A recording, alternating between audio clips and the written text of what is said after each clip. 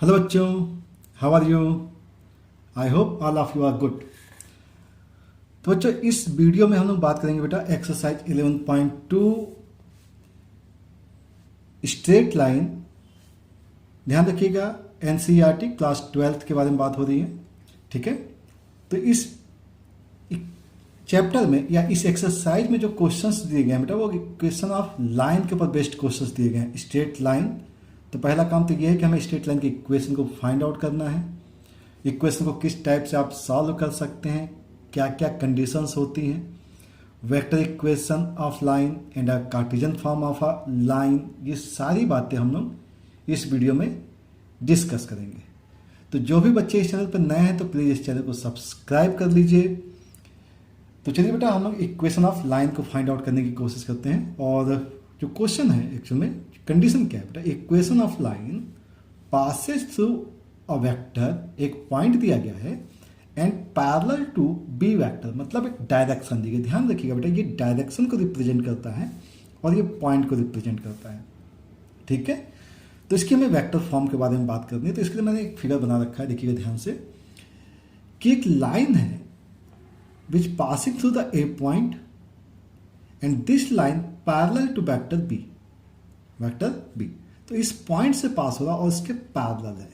ठीक है, तो करना क्या होता है बेटा कि इस पे कोई भी, जब भी रिक्वायर्ड लाइन होती है उस पर कोई भी एक वेरिएबल पॉइंट हम एज्यूम कर लेते, दैट इज आर वेक्टर। अगर आपने इसे एज्यूम कर लिया तो अगर हम इस ट्राइंगल के बारे में बात करें, ट्राइंगल ओ ए आर, तो वेक्टर एडिशन के थ्रू देखें तो O A vector plus A R vector is equal to क्या आएगा बेटा, ओ आर वैक्टर आ जाएगा। ठीक है, वेक्टर एडिशन क्या बेटा, ये ट्राइंगल को देखें तो ये ए आर वैक्टर ले लेते हैं, तो O A vector plus A R vector is equal to O R vector.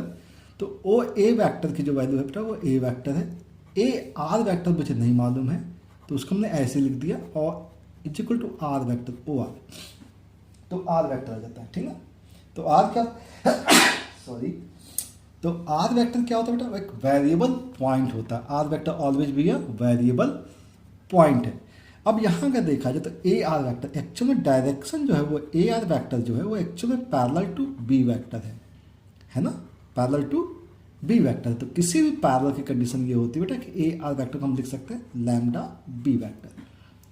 तो अगर हम इस वैल्यू को देखें तो यहाँ पर हम ए आर वैक्टर को लैम्डा बी वैक्टर लिख सकते हैं, means R vector is written as A vector plus lambda B. तो यही आपकी इक्वेशन होती है एक्चुअल में स्ट्रेट लाइन की। किसकी होती है बेटा, इक्वेशन ऑफ स्ट्रेट लाइन होती है, where vector A represent point and vector B represent direction. तो इसको बहुत अच्छे से ध्यान रखिएगा क्योंकि यही सब काम आएंगे।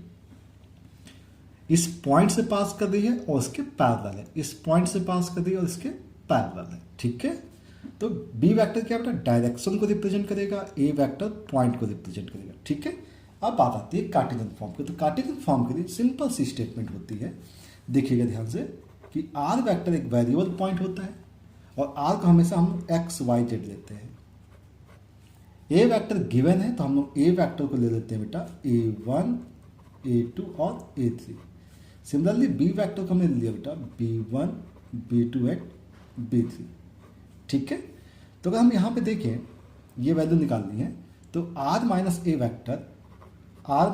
वैक्टर इज इक्वल टू क्या बेटा, लैम्डा बी वैक्टर है ना। तो R माइनस ए करेंगे तो R माइनस ए की वैल्यू क्या आएगी बेटा, एक्स माइनस A1 आई कैप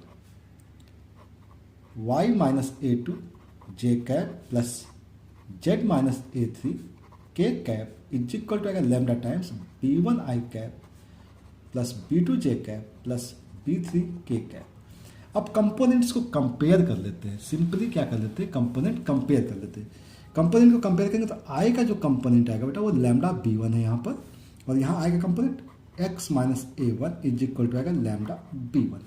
सिमिलरली हम कह सकते हैं x minus A1 upon B1 is equal to lambda. ऐसे ही आपको क्या मिल जाएगा बेटा, y minus A2 upon B2 मिलेगा इज इक्वल टू लैम्डा आ जाएगा, is equal to z minus A3 upon B3 आ जाएगा। तो ये आपकी कार्टेशियन इक्वेशन हो जाती है। ठीक है, तो ये इक्वेशन ऑफ लाइन है इन फॉर्म ऑफ कार्टेशियन।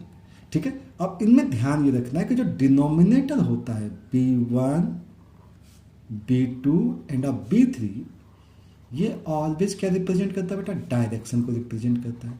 तो कभी भी एंगल के रिस्पेक्ट में कोई बात करनी होगी तो हमें इसी से बात करनी होगी, ये डायरेक्शन। और जो एक्स वाई जेड के साथ है A1 A2 A3, A1 A2 A3 क्या है बेटा? ये पॉइंट रिप्रेजेंट करता है। ठीक है, तो इस चीज़ को ध्यान रखेंगे बहुत अच्छे से कि जो डिनोमिनेटर है वो डायरेक्शन रेशियो ऑफ लाइन है, डायरेक्शन रेशियो ऑफ लाइन। मतलब बी वेक्टर ऑलवेज भी क्या है? डायरेक्शन को रिप्रेजेंट कर रहा है, ए वेक्टर पॉइंट को रिप्रेजेंट कर रहा है। ठीक है, तो यहां तक की बात समझ में आ गई होगी। हम लोगों ने बात किसकी की बेटा? Equation of line which passing through a point and having direction B vector. Okay, same condition हम लोग को बात करनी होती है बेटा नेक्स्ट आर्टिकल के बारे में, that is a equation of line passes through two point, vector A and a vector B. दो पॉइंट से पास कर रहा है, यहाँ पे डायरेक्शन नहीं दिया गया है, ऑलरेडी बी और ए के थ्रू पास कर रहा है। तो इसके लिए हमने एक लाइन ले ली, line which passing through A point and a B point which direction ratio, direction क्या बेटा? सॉरी डायरेक्शन नहीं, sorry position vector A vector and a B vector, और R is a variable point.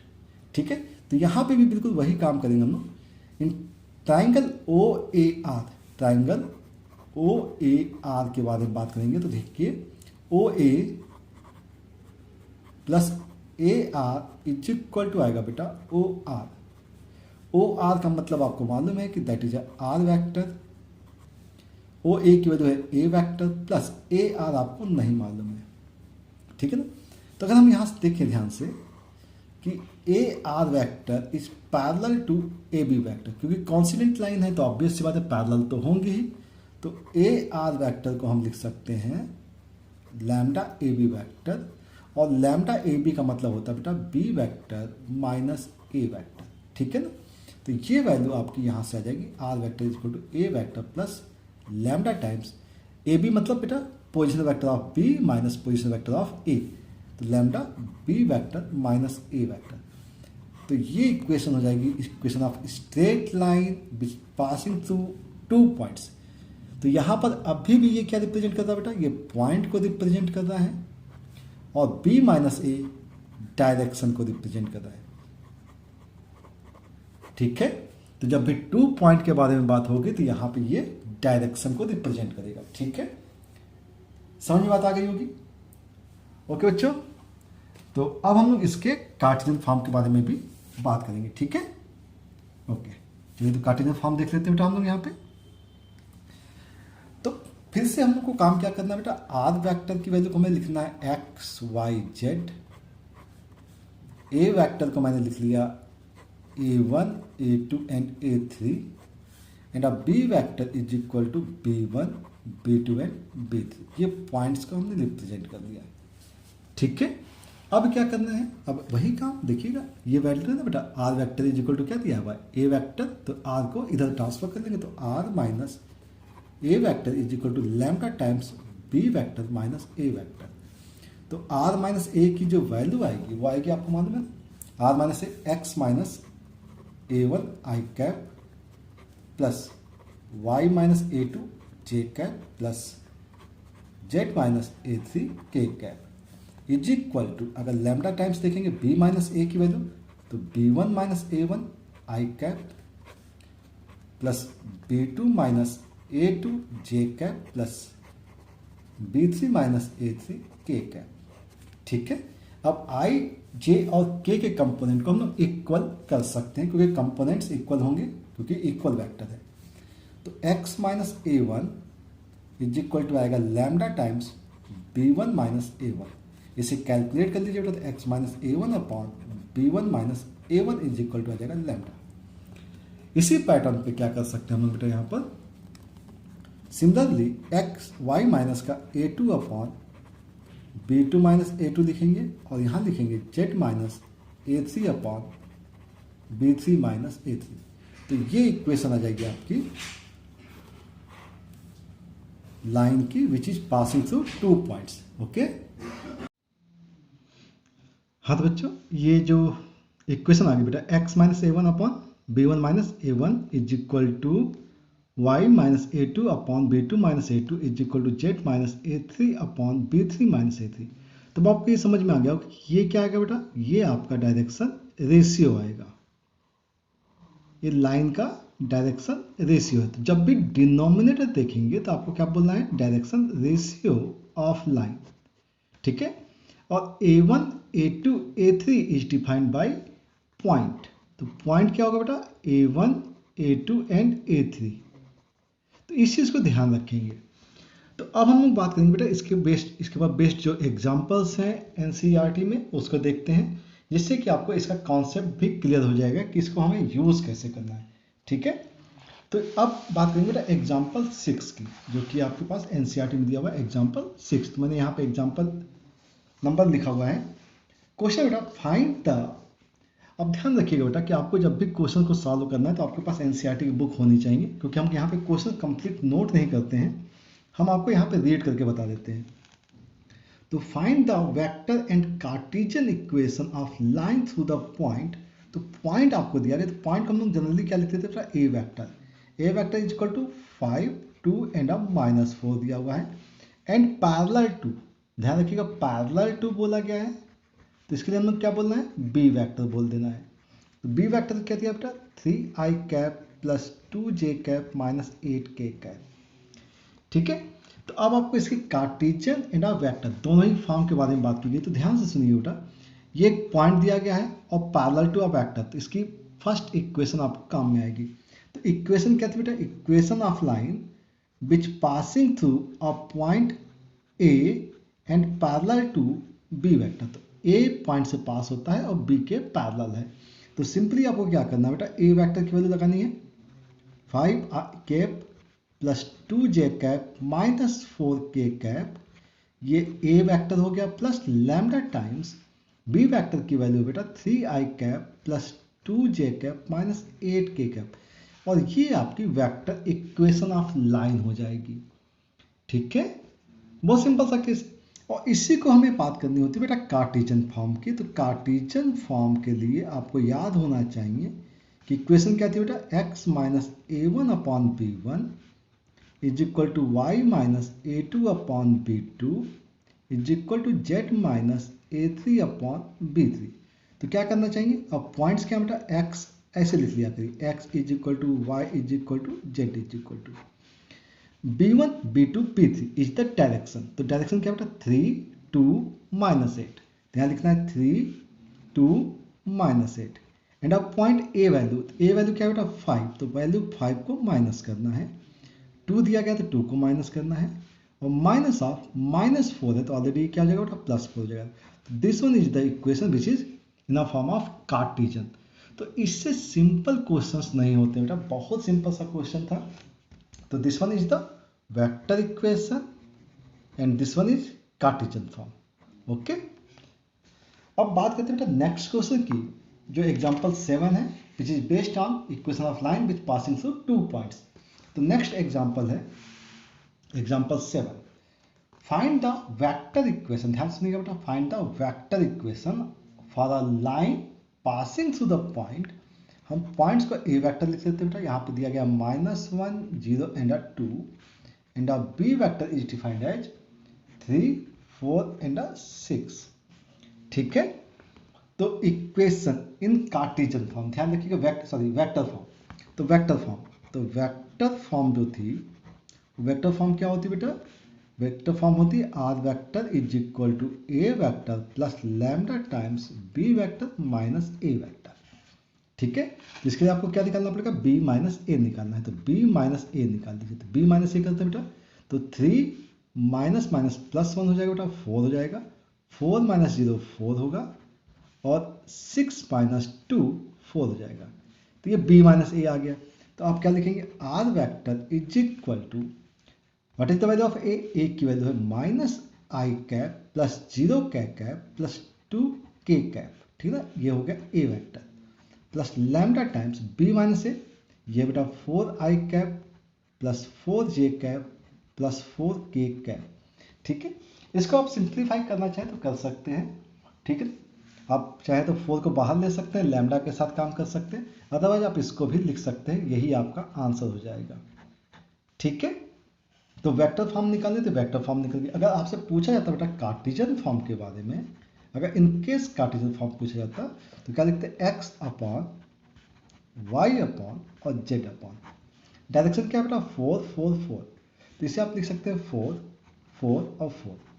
Point क्या दिया था, किसी भी को भी पॉइंट लगा सकते थे, तो -1 दिया है तो बेटा क्या आएगा, माइनस से माइनस प्लस 1 हो जाएगा। 0 दिया गया है और 2 दिया गया तो 2 लिख दिया। ठीक है ना, अदरवाइज इसे सिंप्लीफाई करके आप ऐसा भी लिख सकते थे x प्लस 1 अपॉन 1, क्योंकि 4 से कैंसिल कर सकते हैं आप, is equal to Y upon 1 is equal to Z minus 2 upon 1। तो ये आपकी कार्टेशियन फॉर्म हो जाती और ये आपकी वेक्टर फॉर्म ऑफ लाइन हो जाएगी। ठीक है, तो आप इस टाइप से इसे सॉल्व कर सकते हैं।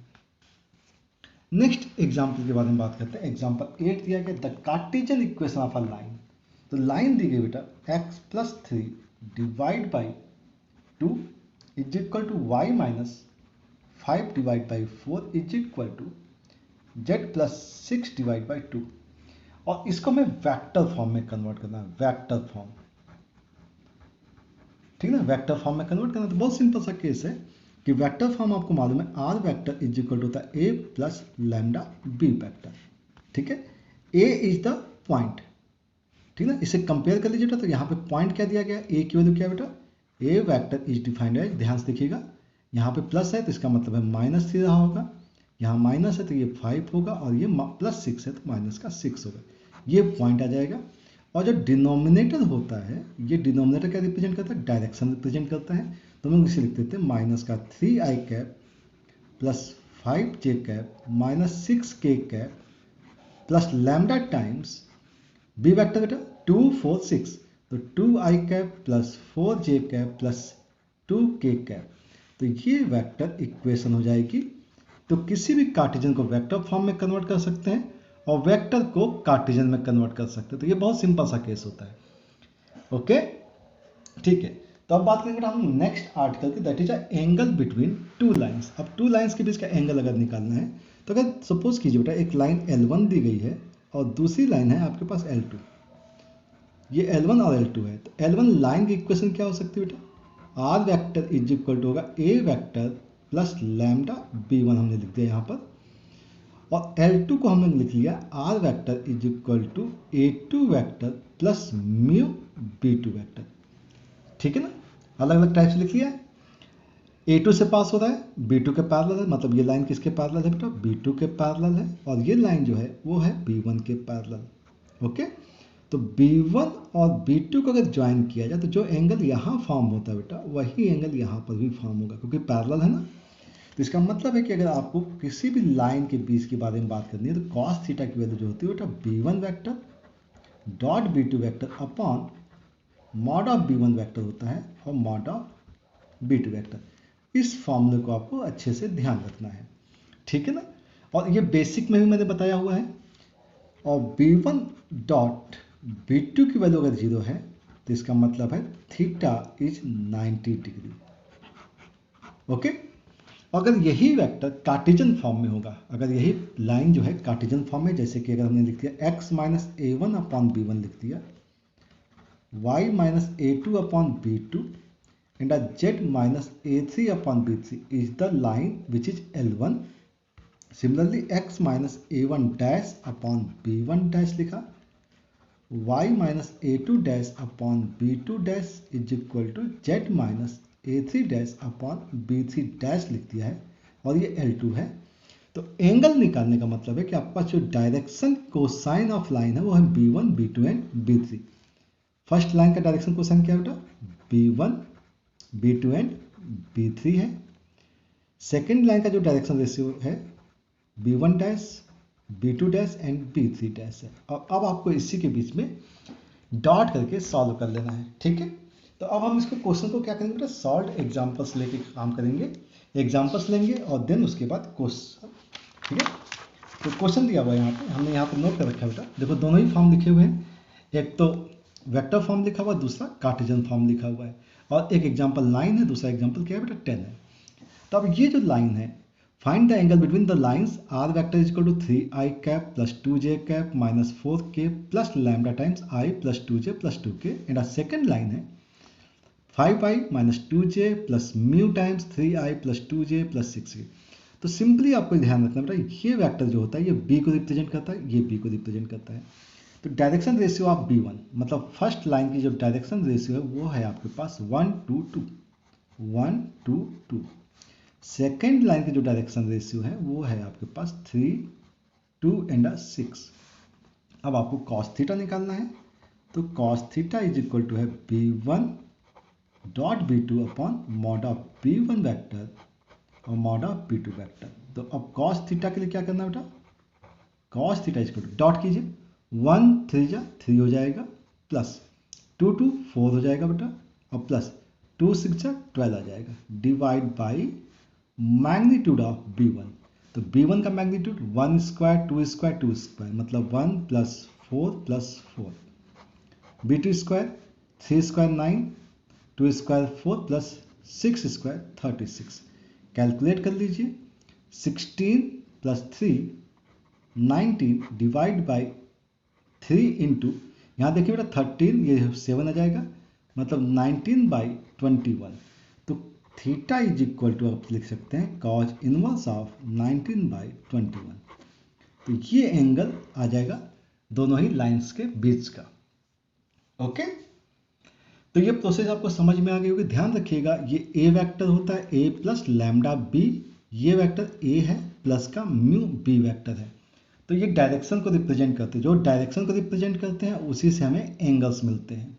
ओके, सिमिलरली बात करेंगे बेटा, हमारे पास कार्टेशियन फॉर्म है, इसके बीच का हमें एंगल फाइंड आउट करना है। Find the angle between the lines this and this.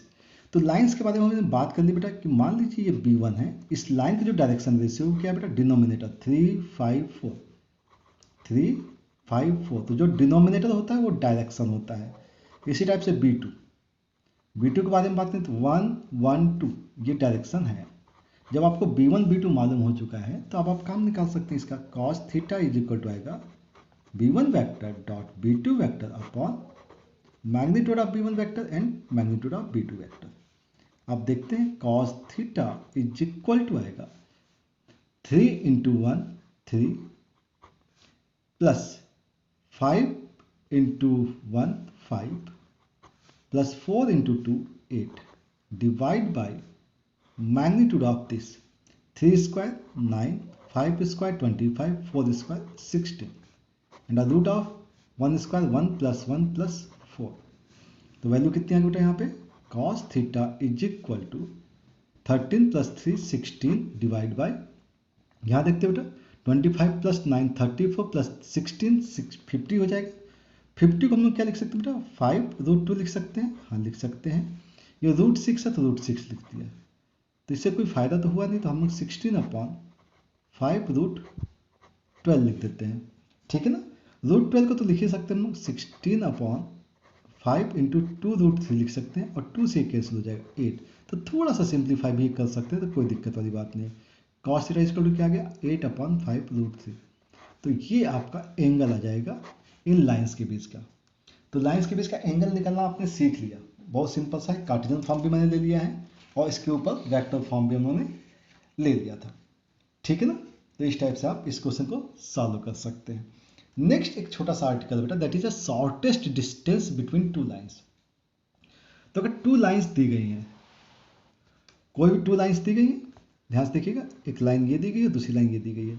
इसका डेरिवेशन मैं यहाँ नहीं करा रहा हूँ बेटा, क्योंकि इसका डेरिवेशन ऑलरेडी मेरे पास वीडियो में पड़ा हुआ है, तो उसे आप देख सकते हैं, ठीक है। मैं जस्ट एक फॉर्मूला बता दे रहा हूँ यहाँ पे कि मतलब ये वेक्टर जो है, ये आर वेक्टर, ये a1 प्लस का लैम्डा b1 है, और R vector is equal to a2 plus mu b2 vector है, ठीक है ना। तो इसका जो डेरिवेशन है बेटा वो हम लोग डिस्क्रिप्शन में डाल देंगे, जिसे आप वहाँ से चेक कर सकते हैं, क्योंकि इसका ऑलरेडी वीडियो बना हुआ है। ये जो लाइन है वो किसी एक पॉइंट a1 से पास हो रही बेटा, और ये कोई पॉइंट a2 से पास हो रही, और इसकी डायरेक्शन जो है वो b1 है, और इसकी डायरेक्शन क्या है बेटा b2 है। तो इसके बीच की जो शॉर्टेस्ट डिस्टेंस होती है उसका फॉर्मूला क्या होता है बेटा, देखिएगा यहाँ पे A2 minus A1 dot B1 cross B2 upon mod of B1 cross B2। ठीक है, इस चीज़ को आप अच्छे से याद रखेंगे, A2 minus A1 dot B1 cross B2 upon magnitude of B1 cross B2। Similarly अगर मान लीजिए दोनों लाइनें अगर पैरेलल है, दोनों लाइनें क्या बेटा, ध्यान से, ये बी वेक्टर है, यहाँ पर भी बी वेक्टर लिया हुआ है।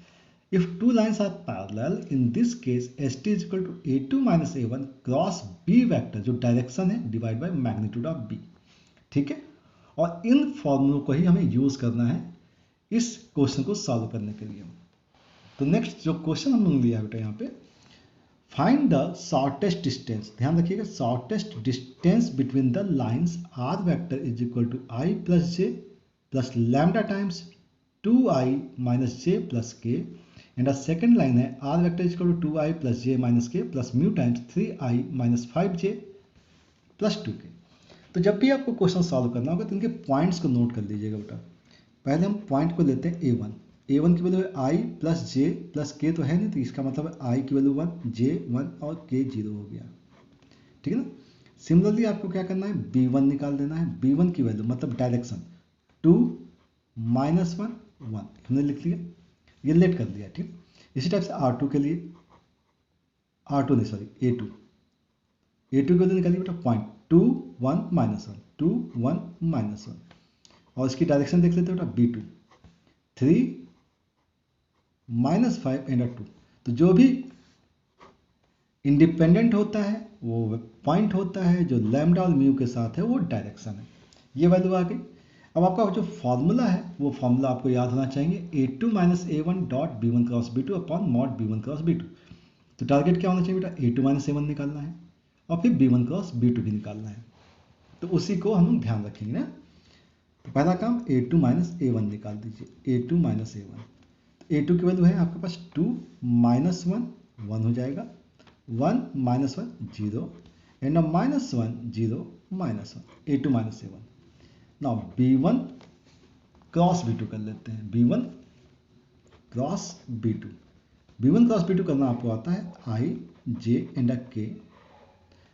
B1 की वैल्यू है 2 माइनस 1 1, B2 की वैल्यू 3 माइनस 5 एंड 2। तो I के रिस्पेक्ट में वैल्यू आ गई बेटा -2 plus 5 3, minus J respected 4 minus 3 1 आ जाएगा, और प्लस K के लिए जो आएगा -10 और प्लस 3, -10 प्लस 3 माइनस का 7। ठीक है, तो ये वैल्यू क्या आ गई बेटा, 3I cap minus J cap minus 7 K cap. ये B1 क्रॉस B2 आ गया। अब इसका मैग्नीट्यूड भी निकालना होता है, तो B1 क्रॉस B2 का मैग्नीट्यूड निकाल लेते हैं। तो वैल्यू कितनी आएगी, 3 square 9 plus 1 square 1 plus 7 square 49, मतलब वैल्यू कितनी है बेटा, √59 आ गया। ठीक है, इस सब चीज़ों को ध्यान रखेंगे। तो अपना टारगेट क्या बेटा, A2 माइनस A1 निकालना। इन सब चीज़ों को नोट कर लीजिएगा अच्छे से, क्योंकि हम लोग नेक्स्ट पेज पे जा रहे हैं ना। तो देखिए अब इसके बाद का काम क्या होता है बेटा, आपके पास जो फॉर्मूला है उसमें आपकी रिक्वायरमेंट है A2 minus A1 dot B1 cross B2 की रिक्वायरमेंट है। तो A2 माइनस A1 मैंने लिखा हुआ बेटा यहाँ पर 1 मतलब I माइनस K कैप है, और डॉट B1 क्रॉस B2 की वैल्यू है 3I cap minus J cap minus 7K cap. Dot कर लीजिए, तो I की वैल्यू 3 के साथ मल्टीप्लाई और J की वैल्यू यहाँ पे तो प्लस का 7, तो मतलब कितने आ गए, 10 आ गया, वैल्यू आ गया 10। अब आपका ST का फॉर्मूला लगा देते हैं बेटा। ST का फॉर्मूला क्या है, A2 minus A1 dot B1 cross B2 divide by mod of B1 cross B2। तो वैल्यू कितनी है बेटा, ये वैल्यू आ गई 10 divide by B1 cross B2 की वैल्यू है 59। तो ये आपका फॉर्मूले का वैल्यू आ जाएगा। ठीक है, तो ये आंसर आ गया बेटा आपका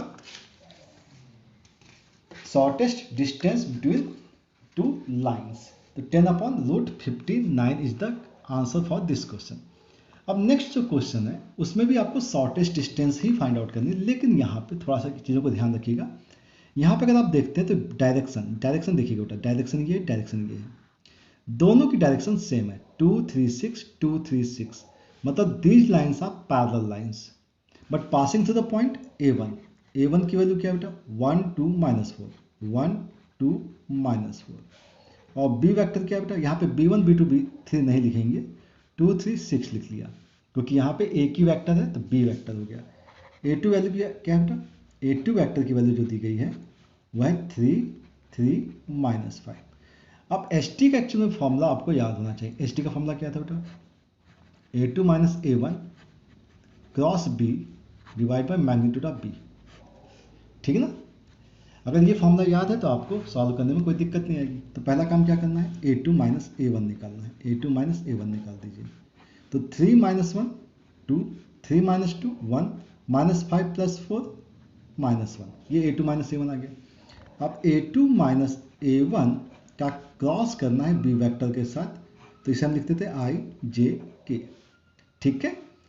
अब A2 - A1 की वैल्यू है 2 1 -1, B वेक्टर की वैल्यू है 2 3 6। अब I के रिस्पेक्ट में एक्सपेंड कर दीजिए। 6 + 3 9 -j 12 + 2 14, सही ना बेटा? 12 + 2 बिल्कुल सही है। और प्लस के की रिस्पेक्ट में आएगा 6 - 2 4। ठीक है। हमारा टारगेट है बेटा मैग्नीट्यूड का, तो A2 - A1 क्रॉस B का मैग्नीट्यूड भी निकालना है। तो मैग्नीट्यूड क्या आ गया बेटा? 9 का स्क्वायर 81, 14 स्क्वायर 196 और 4 स्क्वायर 60। ये वैल्यू इन सबको ऐड कर दीजिए। तो 90 196 + 16 कितना आ जाएगा बेटा? ये 12 हो जाएगा ना? तो 112 हो गया और प्लस का 81 हो गया, तो ये हो जाएगा 3। ठीक ना? और ये हो गया 9 और ये हो गया 2 293, तो √293। और B का मैग्नीट्यूड आपको ये पता है, √अंडर कितना है बेटा? 2 का स्क्वायर 4, 3 स्क्वायर 9 और 6 का स्क्वायर 36, तो वैल्यू कितनी आ गई? 7 आ गया। ठीक है ना? तो एस टी का फॉर्मूला लिख रहे हैं। एस टी की वैल्यू क्या होती है? A2 - A1 cross B vector divide by magnitude of B। तो वैल्यू कितनी आ गई? 293 डिवाइड बाय 7 आ गया। ठीक है। तो ये आपके पास इसका आंसर आ जाएगा।